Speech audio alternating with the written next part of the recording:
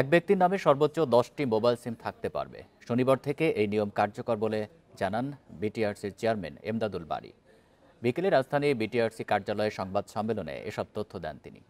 এ সময় প্রধান উপদেষ্টার বিশেষ সহকারী ফয়েজ আহমেদ তৈয়ব জানান, 16 ডিসেম্বর চালু হচ্ছে NEAR সিস্টেম। এতে বন্ধ হবে অবৈধ মুঠোফোনের মাধ্যমে অপরাধ কর্মকাণ্ড। দেশে মোবাইল ফিনান্সিয়াল সার্ভিসেস বা MFS এর মাধ্যমে যে জালিয়াতির ঘটনা ঘটে তার 73%ই অবৈধ মুঠোফোন হয়। এছাড়া দেশের সব মোবাইল ফোন ডিভাইসের 38%ই নিবন্ধনের বাইরে। এসব নিয়ন্ত্রণে ন্যাশনাল ইকুইপমেন্ট আইডেন্টিটি রেজিস্টার বা NEAR চালু করতে যাচ্ছে বিটিআরসি, যা চালু হবে আগামী 16 ডিসেম্বর থেকে। প্রধান উপদেষ্টার টেলিযোগাযোগ বিষয়ক বিশেষ সহকারী জানান, এতে কমবে অবৈধ মুঠোফোনের ব্যবহার, বাড়বে সরকারের রাজস্ব। অবৈধ ফোন আমদানির কারণে প্রতি বছর প্রায় 500 কোটি টাকার রাজস্ব ক্ষতি হয়। NEAR কার্যকর হলে এই ক্ষতি ধীরে ধীরে কমে আসবে। এই সময়ের মাধ্যমে তারা আমদানির এই চক্রটাকে বন্ধ করতে পারবেন। একেবারে ধীরে ধীরে সীমিত করে আমরা যখন শুরু করব তখন তারা শূন্যের কোঠায় নিয়ে আসতে পারবেন। এ সময় বিটিআরসির চেয়ারম্যান জানান, 1 নভেম্বর থেকে একজন ব্যক্তি 10টির বেশি সিম রেজিস্ট্রেশন করতে পারবেন না। ইতোমধ্যে মোবাইল সিম কোম্পানিগুলোকে নির্দেশনাও দেওয়া হয়েছে বলে জানান তিনি। রেজিস্ট্রেশন বায়োমেট্রিক ভেরিফিকেশন করা হয়, এতে করে একটা নিয়মতান্ত্রিকতা এসেছে, পুরোপুরি যে থেমেছে তা না। অপারেটরদেরকে আমরা বলেছি 1 নভেম্বর থেকে তারা অতিরিক্ত সিম ফোর্সফুলি তারা ডিঅ্যাক্টিভেট করবে। এটা চলতে থাকবে ডিসেম্বরের শেষ নাগাদ। সরকারের এই উদ্যোগকে স্বাগত জানিয়েছে mobile phone industry owners association of Bangladesh এবং association of mobile telecom operators of Bangladesh. তারা বলেন, এতে দেশীয় মোবাইল উৎপাদন শিল্প আরও সুরক্ষিত হবে। তৌহিদ রানা, ইন্ডিপেন্ডেন্ট নিউজ, ঢাকা। অর্থনীতি কিছুটা স্থিতিশীল হলেও বিনিয়োগ নিয়ে সন্তুষ্ট নয় উদ্যোক্তা ও অর্থনীতিবিদরা। তাদের মতে উচ্চ সুদের কারণে নতুন বিনিয়োগে ভাটা পড়েছে। এতে দীর্ঘমেয়াদে বেকারত্ব তৈরি হচ্ছে। গবেষণা প্রতিষ্ঠান পলিসি রিসার্চ ইনস্টিটিউটের সেমিনারে এসব কথা বলেন আলোচকেরা। ধীরে ধীরে স্থিতিশীল হচ্ছে অর্থনীতি। বিশেষজ্ঞদের মতে কঠোর মুদ্রানীতি, রেমিটেন্স ও রিজার্ভ বাড়ার প্রভাব পড়ছে। সেমিনারে বিশ্লেষকরা বলেন, এখন নজর দিতে হবে জ্বালানি, অবকাঠামো ও রাজনৈতিক স্থিতিশীলতায়। না হলে আগ্রহী হবে না বিনিয়োগকারীরা। মূল্যস্ফীতি কমাতে কঠোর মুদ্রানীতি নেওয়ার নেতিবাচক প্রভাব পড়তে পারেও বলে মনে করেন তারা। বাংলাদেশের একটা চ্যালেঞ্জ আছে, I'm going to point out what is the challenge. এখানে Bangladesh is a developing economy, okay? Bangladesh runs fiscal deficit. Bangladesh, every country runs fiscal deficit, including developed economies.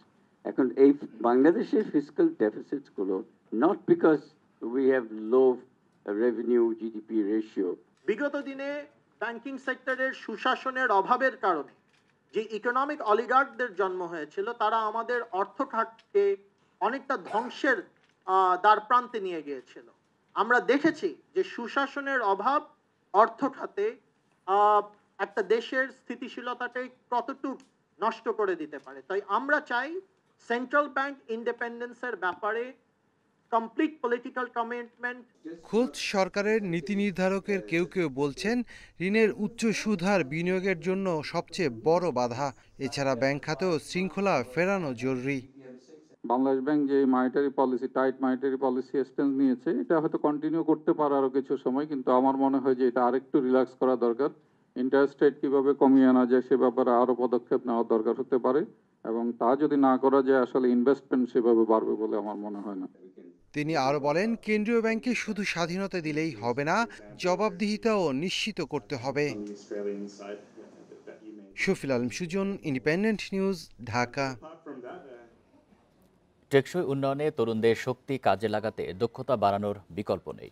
নীতি নির্ধারণী প্রক্রিয়ায় তাদের অংশগ্রহণ নিশ্চিত করতে হবে। এর জন্য শিক্ষায় বরাদ্দ বাড়ানোর তাগিদ গবেষকদের। রাজধানীতে গবেষণা প্রতিষ্ঠান PPRCর সেমিনারে পরিকল্পনা উপদেষ্টা বলেন, বেকারত্ব দূর করতে তথ্য প্রযুক্তির ব্যবহারে আত্মকর্মসংস্থানে জোর দিতে হবে। তরুণদের কর্মক্ষমতা, উদ্ভাবনী শক্তি বেশি, কিন্তু উপযুক্ত প্রশিক্ষণ ও দক্ষতা উন্নয়নের মাধ্যমে জনসম্পদে পরিণত করতে না পারায় উন্নয়নের গতিও টেকসই হচ্ছে না। দেশের অর্ধেক জনগোষ্ঠীর সর্বোচ্চ সম্ভাবনার ব্যবহার হচ্ছে না। এমন বাস্তবতায় কেন্দ্র থেকে প্রান্তের তরুণদের সংযোগ, নেতৃত্বের বিকাশ, তাদের আকাঙ্ক্ষা ও বাস্তবতার দূরত্ব বুঝে প্রয়োজনীয় নীতি পরামর্শ তৈরিতে ৩ বছরের কর্মসূচি নিয়েছে বেসরকারি গবেষণা সংস্থা পিপিআরসি। তাদের মধ্যেও যে বিভিন্ন ঘাটতি আছে সেগুলোর তৈরি করার আসার বিষয় আছে। নারীদের নিয়ে ইউথরা নিজেদের মধ্যে কী ধরনের ধারণাগুলো পোষণ করে এগুলো সামনে নিয়ে আসা প্রয়োজন। প্রান্তিক জনগোষ্ঠীর প্রতি তাদের মনোভাবগুলো কী। কর্মসূচির উদ্বোধনীতে 18 কোটি জনসংখ্যার দেশে 27 লাখ বেকারের সংখ্যা নিয়ে আলোচনা হয়। শিক্ষিত বেকারের চাপ কমাতে মানসম্পন্ন শিক্ষার তাগিদ দেন বক্তারা।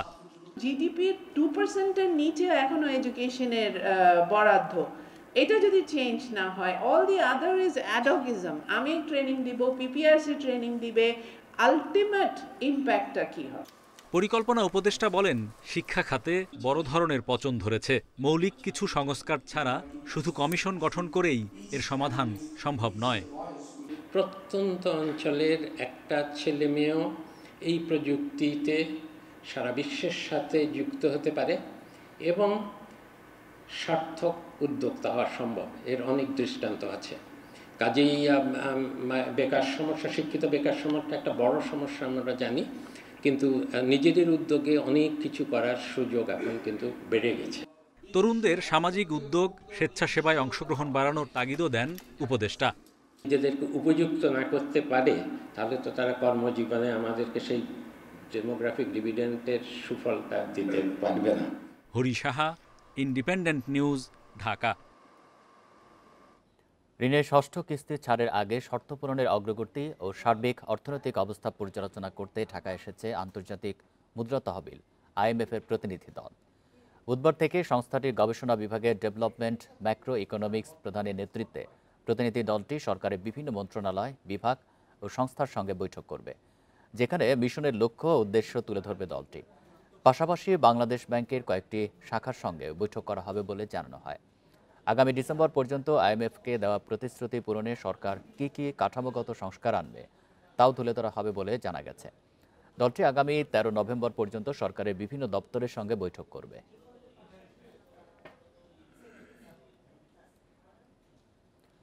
বিদ্যুৎ আমদানির অর্থ পরিশোধের নিয়ম আরও সহজ করেছে বাংলাদেশ ব্যাংক। এখন থেকে বৈদেশিক মুদ্রা লেনদেনকারী ব্যাংকগুলো সরকার অনুমোদিত আন্তঃসীমান্ত বিদ্যুৎ ক্রয় চুক্তির আওতায় বিদেশে অর্থ পাঠাতে পারবে। এজন্য আলাদা করে কেন্দ্রীয় ব্যাংকের অনুমতি লাগবে না। সম্প্রতি বাংলাদেশ ব্যাংকের বৈদেশিক মুদ্রা বিনিময় বিভাগ থেকে এ সংক্রান্ত একটি সার্কুলার জারি করা হয়েছে। নতুন নির্দেশনায় নির্দিষ্ট কিছু শর্ত পূরণের ভিত্তিতে ব্যাংকগুলো বিদেশি সরবরাহকারীর সাথে এসব লেনদেন করতে পারবে। তবে এক্ষেত্রে বৈদেশিক মুদ্রা সংক্রান্ত সব নিয়ম, গ্রাহক যাচাই, অর্থ পাচার প্রতিরোধ সহ কিছু নীতিমালা কঠোরভাবে পালন করতে হবে। এতে বিদ্যুৎ আমদানির আর্থিক লেনদেন আরও দ্রুত ও সহজ হবে বলে মনে করছেন সংশ্লিষ্টরা।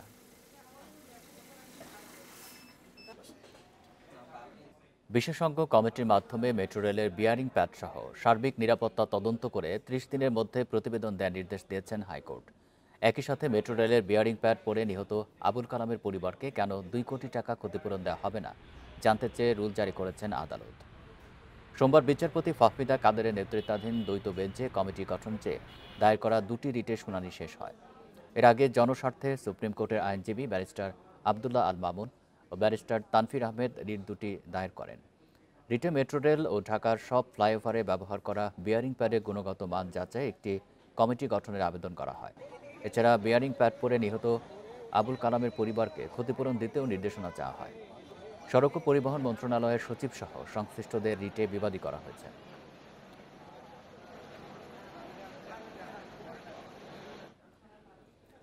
দেশের বাজারে আবারও বড় পরিমাণে স্বর্ণের দাম কমিয়েছে বাংলাদেশ জুয়েলার্স সমিতি বাজুস। এবার ভরিতে 10,474 টাকা কমে 22 ক্যারেটের স্বর্ণের দাম নির্ধারণ করা হয়েছে 1,93,809 টাকা। চলতি মাসে 11 বার দাম সমন্বয় হয়ে 2 লাখ টাকা নিচে নেমেছে মূল্যবান এই ধাতুটির দর। বুধবার থেকে এই দাম কার্যকর হবে। তবে মঙ্গলবার বাজুস ভরিতে স্বর্ণের দাম 3,674 টাকা কমিয়েছিল। এর আগে 27 অক্টোবর 1039 টাকা কমানো হয়, আর 24 অক্টোবর ভরিতে দাম কমে 8386 টাকা। ফলে চলতি মাসে 4 দফায় স্বর্ণের দাম কমেছে ভরি প্রতি 23,573 টাকা। এর আগে সেপ্টেম্বর মাসেই 22 ক্যারেট স্বর্ণের দাম ভরি প্রতি বেড়েছিল 16,000 টাকার বেশি। স্বর্ণের দাম কমার কারণ হিসাবে জুয়েলার্স সমিতি স্থানীয় পাইকারি বাজারে তেজাবি স্বর্ণ বা পিওর গোল্ডের দাম কমার কথা বলেছে। এদিকে আন্তর্জাতিক বাজারে প্রতি আউন্স স্বর্ণের দাম $4,000 নিচে নেমে এসেছে।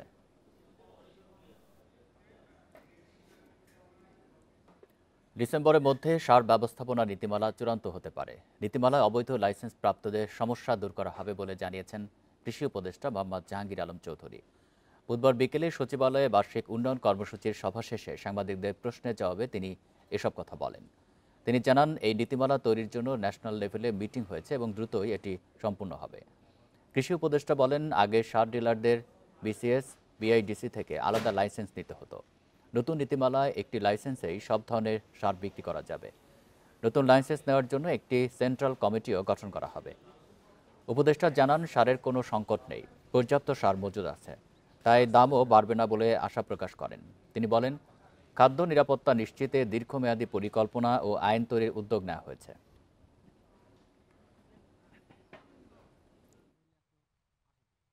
সারের আল্লাহ দিলে কোনো সংকট নেই, কোনো সংকট নাই, সারের কোনো সংকট নাই এবং সার আমাদের সাফিসিয়েন্ট সার রয়ে গেছে এবং ভবিষ্যতে আমরা যতদিন আছি আল্লাহ দিলে সারের কোনো সংকট হবে না কৃষকের কাছে এবং সারের কোনো দামও বাড়বে না। গ্যাস সংকটে প্রায় 8 মাস ধরে বন্ধ থাকা ব্রাহ্মণবাড়িয়ার আশুগঞ্জ সার কারখানায় উৎপাদন শুরুর দাবিতে বিক্ষোভ মিছিল ও সমাবেশ করেছে কারখানার শ্রমিক কর্মচারীরা। সকালে সার কারখানার শ্রমিক কর্মচারী ইউনিয়নের উদ্যোগে আয়োজিত কর্মসূচিতে বক্তারা বলেন, মানসম্পন্ন হওয়ায় এই কারখানার ইউরিয়া সারের চাহিদা বেশি। কারখানাটি চালু রাখতে পারলে সরকারের লাভ, কিন্তু একটি কুচক্রী মহল বিদেশ থেকে সার আমদানির মাধ্যমে কমিশন বাণিজ্য করতে বছরের বেশিরভাগ সময় এখানকার গ্যাস সরবরাহ বন্ধ রাখে। এর জেরে কারখানাটি দিন দিন অলাভজনক প্রতিষ্ঠানে পরিণত হয়েছে। অবিলম্বে গ্যাস সরবরাহের মাধ্যমে সার উৎপাদন চালু না করলে ঢাকা সিলেট মহাসড়ক অবরোধের হুঁশিয়ারি দেন বক্তারা। সমাবেশ শেষে সার কারখানা চত্বরে বিক্ষোভ মিছিল অনুষ্ঠিত হয়।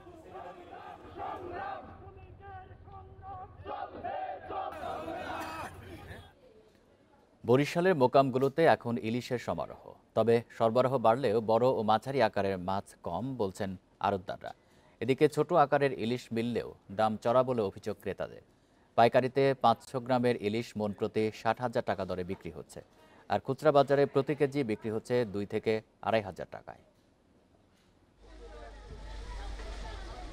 বরিশাল নগরীর পোর্ট রোড মৎস্য আড়তে ট্রলারে ইলিশ নিয়ে আসছেন জেলেরা। পাইকারি ক্রেতা বিক্রেতাদের হাঁক ডাকে সরগরম বাজার। ইলিশ কিনতে ভিড় করছেন অন্য ক্রেতারাও। পর্যাপ্ত সরবরাহ থাকার পরও দাম না কমায় হতাশ তারা। অভিযানের পরে যে ইলিশের দাম কমবে, এরকম দাম কমানোর সিস্টেম নাই, দেখা গেছে দাম আরও মনে হইতেছে বাড়তে। এরকম বাজারে অনেক মাছ, কিন্তু আসলে দাম কমে না বিদায় নিতে পারতে আসে। পাইকারিতে 500 গ্রামের ইলিশ মন প্রতি 60,000 টাকা দরে বিক্রি হচ্ছে। খুচরা বাজারে প্রতি কেজি বিক্রি হচ্ছে 2 থেকে 2,500 টাকায়। ছোট ইলিশের কেজি 7 থেকে 800 টাকা। এছাড়া 1200 গ্রাম ওজনের ইলিশ প্রতিমন 96,000 থেকে 1 লাখ টাকা এবং 1 কেজি ওজনের ইলিশ প্রতিমন 92,000 টাকায় বিক্রি হচ্ছে। নিষেধাজ্ঞার সময় ধরছে এমন আমরা কিছু দেখিনি, আমরা এখন এই জায়গা পাইছি। অভিযানটা তারা যে নির্ধারিত টাইমটা দিছিল তার পরের জোবাটা ধরলে সম্ভবত ইলিশের ডিম ছাড়ার সুযোগটা পাইতো। পোর্ট রোডের মোকামে প্রতিদিন গড়ে 15 থেকে 16 টন ইলিশ আনা হচ্ছে। এর মধ্যে ছোট আকারের মাছ বেশি হওয়ায় হতাশ আড়তদাররা। 100 মন মাছ জাতি আমাদের ওজন দেওয়া হয়, 20 কেজি বড় মাছ পাওয়া যায় না। এখন আইতে আছে আমাদের 200 কেজি 100 কেজি মার্কেটে, তো অনেক দাম হইবে। নিষেধাজ্ঞার সময় তা মানতে সবাই সচেতন হলে ইলিশ উৎপাদন আরও বাড়ার আশা মৎস্য কর্মকর্তাদের। মাছকে বড় হওয়ার যদি আমরা সুযোগ দেই এবং রেগুলারলি এ বিষয়ে সকলে সচেতনতা থাকে, আমরা আশাবাদী এবং দৃঢ়ভাবে বিশ্বাস করি সামনের দিনগুলোতে 1 কেজি, 1.5 কেজি, 2 কেজি সাইজের ইলিশের অবাধ সরবরাহ আমরা পাব। এবছর ইলিশের প্রধান প্রজনন মৌসুমে 22 দিনের নিষেধাজ্ঞা অমান্যের কারণে বরিশাল বিভাগে প্রায় 900 জেলেকে বিভিন্ন মেয়াদে কারাদণ্ড দেওয়া হয়েছে। Independent news. রাজশাহী সিটি কর্পোরেশনের দৈনিক ভিত্তিক শ্রমিকেরা বেতন বাড়ানোর দাবিতে নগর ভবনের সামনে বিক্ষোভ করেছেন। সকাল 11টার দিকে কাজ বন্ধ করে বিক্ষোভে অংশ নেন শ্রমিকেরা। তাদের অভিযোগ, দীর্ঘদিন ধরে বেতন বাড়ানোর দাবি জানানো হলেও কর্তৃপক্ষ টালবাহানা করছে। রাজশাহী বিশ্ববিদ্যালয়ের শ্রমিকরা যেখানে দৈনিক 750 টাকা মজুরি পান, সেখানে সিটি কর্পোরেশনের শ্রমিকরা পান মাত্র 484 টাকা। তাদের ন্যায্য মজুরি থেকে বঞ্চিত করা হচ্ছে অভিযোগ করে দ্রুত বৈষম্য নিরসনের দাবি জানান তারা। 30টি ওয়ার্ডের শতাধিক অস্থায়ী মজুরি ভিত্তিক শ্রমিক বিক্ষোভে অংশ নেন। বিগত জুন থেকে এই জিনিসটা পাওয়ার আশায় অপেক্ষায় আছি। আমাদেরকে মাঝে মধ্যেই মিটিংয়ে ডেকে বলে সামনের মাস থেকে আমরা এটা দেব, কিন্তু দেয় না। এরকম করতে করতে আজকে 4 মাস অতিবাহিত হয়ে গেছে। মন্ত্রণালয় থেকে চিঠি পাঠিয়েছে, এই বেতনটা শ্রমিক চায়, শ্রমিক আরও চায়। বছরে 2টা আপনার উৎসব আছে, সেই উৎসব ভাতাগুলো শ্রমিক চায়। আপনার যে শ্রমিকদের বাৎসরিক ছুটির প্রয়োজন। টানা 3 কার্যদিবস পতনের পর সূচক বেড়েছে ঢাকার শেয়ার বাজারে। এ সময় ডিএসসি প্রধান সূচক বেড়েছে 8.26 পয়েন্ট। এছাড়া আগের দিনের চেয়ে লেনদেন বেড়েছে 52 কোটি টাকার বেশি। শেয়ার দর বেড়েছে 44 ভাগের বেশি কোম্পানির। অন্যদিকে চট্টগ্রাম স্টক এক্সচেঞ্জের সার্বিক সূচকও বেড়েছে 23.10 পয়েন্ট। বুধবার দিনের শুরু থেকে ইতিবাচক ঢাকার শেয়ার বাজার। প্রথম 20 মিনিটে প্রধান সূচক বাড়ে 33 পয়েন্ট। এরপর সময়ের সাথে শুরু হয় সূচকের উত্থান পতন। দিন শেষে ডিএসইএক্স সূচক 8.26 পয়েন্ট বেড়ে অবস্থান করছে 5092 পয়েন্টে। এদিকে মূল্য সূচকের সাথে ডিএসইতে আগের দিনের চেয়ে 52 কোটি টাকার লেনদেন বেড়েছে। আজ মোট লেনদেনের পরিমাণ 503 কোটি 64 লাখ টাকা। হাত বদলে অংশ নেওয়া 394টি কোম্পানি ও মিউচুয়াল ফান্ডের মধ্যে দর বেড়েছে 175টির, কমেছে 153টির এবং অপরিবর্তিত রয়েছে 66টি প্রতিষ্ঠানের শেয়ার দর।